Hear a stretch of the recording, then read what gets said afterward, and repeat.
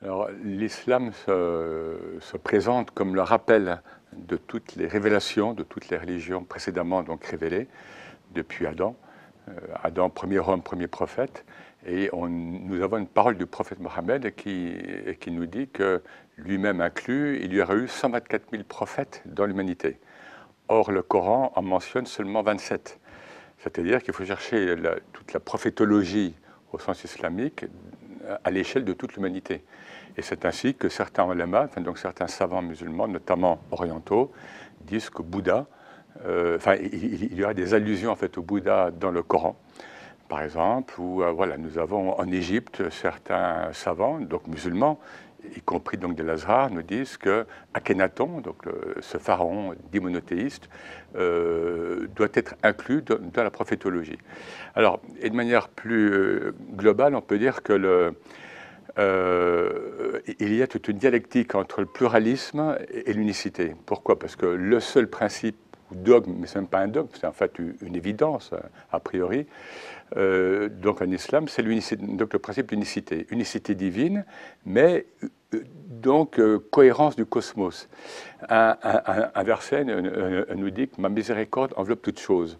Or, le terme utilisé, donc en arabe, donc rahma, c'est l'idée de matrice. C'est-à-dire que cette matrice du Dieu unique, en fait, enveloppe et permet une infinie multiplicité de la création donc divine. Et donc permet cette complexité dont on parle donc de nos jours, dont parle Garde Morin et d'autres. Donc vous voyez, il y a cette dialectique permanente et cette solidarité, je dirais, entre un Dieu unique et sa création infiniment multiple. Alors, il y a une liberté, je dirais, radicale foncière, au sens où l'islam a supprimé tout clergé. Hein, donc, sauf dans le schisme, mais c'est un peu particulier, mais disons, l'islam a oblitéré donc, complètement toute idée d'intermédiaire humain, en tous les cas, entre Dieu et l'homme. Donc, Dieu est libre et responsable face à Dieu. Et du coup, je dirais que chacun est son propre imam, ouais, parce que ce terme est un peu galvaudé, puis maintenant les imams, on va en faire des prêtres musulmans. Non, chaque homme ou femme est son propre imam, c'est-à-dire qu'il est dans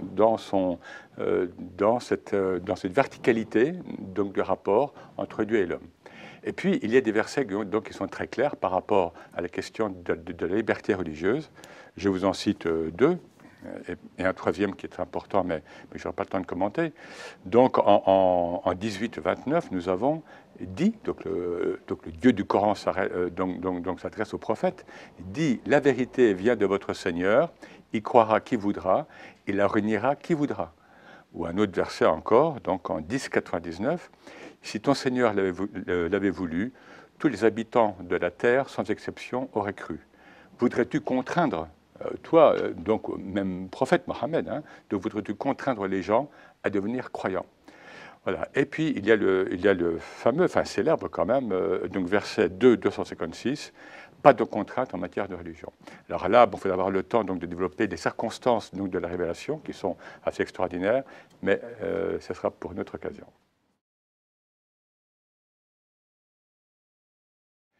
Alors, la condamnation pour apostasie n'a strictement aucun fondement scripturaire. C'est-à-dire, bon, scripturaire dans le cas de l'islam, c'est bien sûr avant tout le Coran, et donc les paroles du prophète, enfin paroles ou bien les actes du prophète, donc le hadith ou bien la sunna.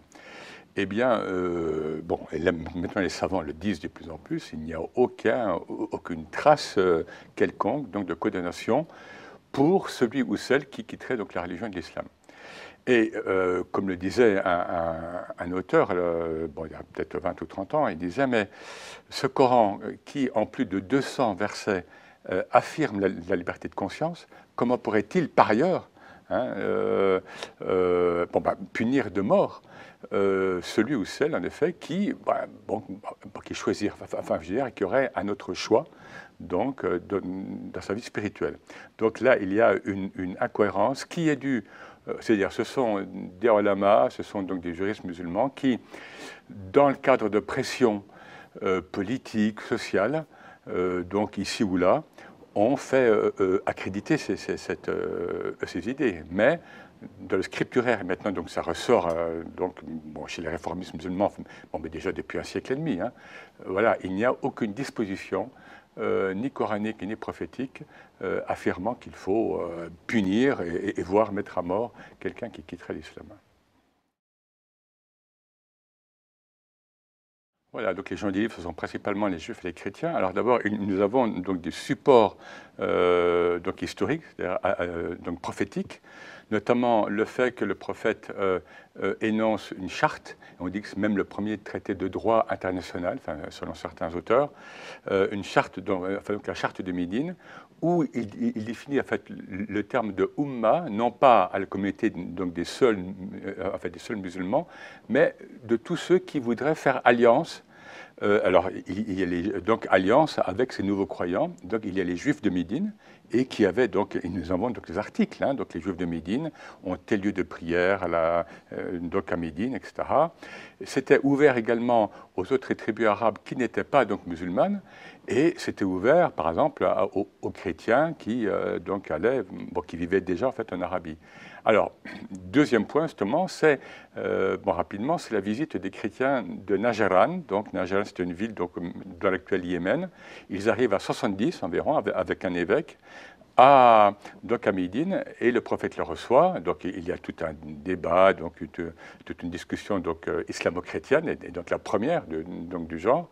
Et le prophète les autorise à célébrer la messe dans sa mosquée. Donc, donc les témoins musulmans nous disent, voilà, ben, donc, ils s'orientaient vers l'Est, etc., donc dans la mosquée du prophète. Qu'on voit que certains musulmans ne veulent même pas entrer dans une église, c'est aberrant. Le prophète lui-même a fait célébrer la messe, hein, donc, dans sa mosquée. Et je voudrais donc... Alors, il y a ensuite, bien sûr, il y a la zimma, c'est-à-dire le statut donc, de zimmi, c'est-à-dire donc, de protéger de l'État musulman en général. C'était le fait que donc, ces gens du livre, principalement juifs et chrétiens, donc, donc, étaient protégés bon, par l'État musulman. Par exemple, ils n'avaient pas à faire un service militaire, donc à défendre les territoires donc, de l'islam.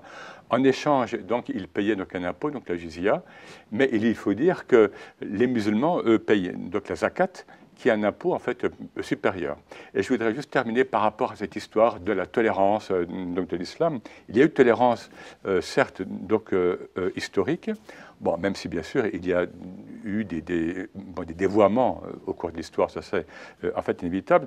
Je vais juste citer ce que dit Voltaire rapidement dans son entrée tolérance de son dictionnaire philosophique.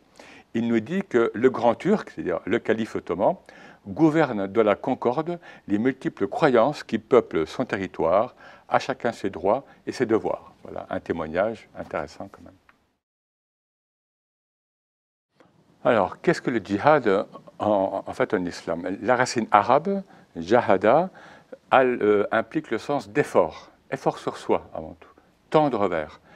Il n'y a jamais donc idée ni de combat, ni de guerre sainte. Non, c'est un effort sur soi. Et des termes même, enfin de la bouche même du prophète, il faut distinguer le grand djihad, donc le djihad majeur, qui est l'effort contre ses passions, contre son ego, contre ses passions, contre ses illusions, contre... voilà. Donc ça, c'est le vrai djihad en fait. Donc c'est le travail sur soi, donc un travail intérieur, spirituel. Et le prophète distinguait l'autre djihad, donc le djihad mineur, donc le petit djihad, qui lui, je dirais, donc, est de nature horizontale, c'est-à-dire en effet, il peut être militaire contre telle ou telle puissance ou bien armée. Mais le prophète, comme les théologiens et les juristes donc l'ont bien théorisé, c'est-à-dire ce petit djihad militaire ne peut être fait que dans un cas de légitime défense. Lorsque le territoire de l'islam est attaqué, eh bien, bon, comme lors des croisades ou lors de la période coloniale, bien sûr, les musulmans pouvaient donc réagir. Alors, qu'il y ait eu quelques débordements ici ou là, bien sûr, mais je veux dire, le terme de djihad s'applique à ça. Alors, qu'en est-il rapidement donc, du fameux verset du sabre que donc les djihadistes citent et que les Occidentaux voient avec un œil évidemment un peu sévère. C'est le verset, enfin, donc sourate 9, verset 5.